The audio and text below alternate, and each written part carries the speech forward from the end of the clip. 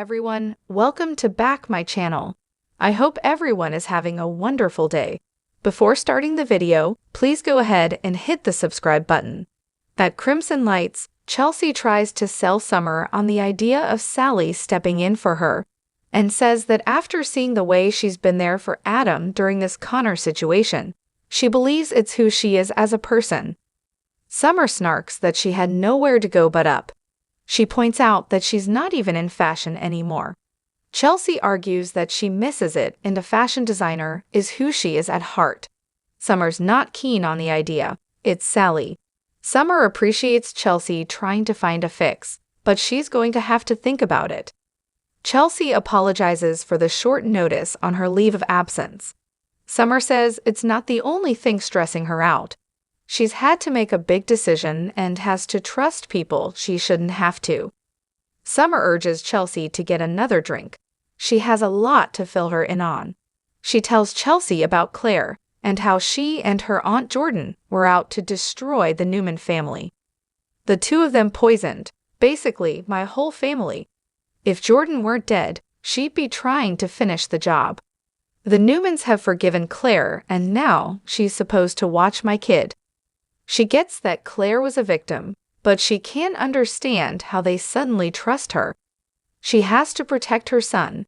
Chelsea thinks the Newmans must see something in her that gives them confidence. Maybe Summer will see it one day too. At Society, Adam asks Sally to be open to his idea. She's concerned given his tone. He says Chelsea's planning on taking a leave of absence for Marchetti, so he asked her to pitch her as her replacement to Summer. Sally points out Summer hates her. Adam wanted to help give her a shot to get back to her dream. He hopes he didn't do the wrong thing. Sally assures him she's not upset. Thinking of her amid all he's going through is amazing. Sally's surprised, but thankful that Chelsea's on board, but she won't hold her breath. The chances of Summer wanting to work with her are slim to none. Adam thinks Summer might recognize this for the opportunity it is. Sally says it's great, but not likely. Switching gears, Adam tells Sally they deserve something special before he goes back to the East Coast. In the jazz lounge, Diane expresses concern over Jack given the developments with Ashley. He reassures her as they discuss his sister going to Paris. Tucker overhears and interrupts them. Jack tells him it's none of his business. You have nothing to do with this. Tucker says he has her best interests at heart and reminds them that she hit on him. Diane questions why he's suddenly being her hero. What's in it for you? Tucker still cares about her. He sits and says, so why don't you tell me what she's doing in Paris? Jack relents and explains that Alan seems to think that Ashley's issues stem from an incident that happened in Paris after the conflict with him. Do you have any clue as to what might have happened after? Tucker wishes he did, but he came right back to Genoa City after. Is Alan taking her there to face the trauma head-on? Jack nods. Tucker wishes her the best and will try not to run into her while he's there.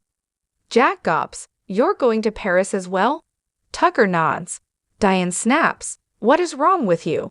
Tucker says his trip was already planned. Jack is sorry he gave him information. He doesn't trust him not to interfere. Tucker insists the last thing he wants to do is muddy things for her, if she's serious about this. Her decisions haven't been set in stone lately. Jack snarls that he doesn't get to question Ashley or anything about her life. It's none of his business. Jack warns him to keep this to himself. Tucker informs Jack he's part of the problem. He's part of the reason Ashley didn't get the attention she needed when she needed it. Tucker wants her to beat this thing and go back to being the person she was. Do you? He walks away, and Jack fumes to Diane if he does anything to jeopardize her recovery. Diane thinks they should give him the benefit of the doubt. Jack complains he could do real damage now that Ashley has finally agreed to get help. Seeing him in Paris would trigger her immediately. At the Abbott house, Harrison tells Claire he had the best day, hugs her, and goes upstairs. Claire and Kyle discuss Summer coming around. Claire's not convinced it's a done deal. Why should Summer trust her? On paper, she shouldn't be anywhere near a kid or an adult. If Summer can't overlook her history, she gets it. Kyle's phone dings, and he tells Claire that Summer's on her way over to talk. At Adam's place, Sally tells Adam that dinner was perfect. He says, "So are you." She'll miss him, and her heart will be with him. Adam admits he's tense about going. He has a pit in his stomach. It feels like forever since they've seen Connor. He worries whether their trip will help or set him back.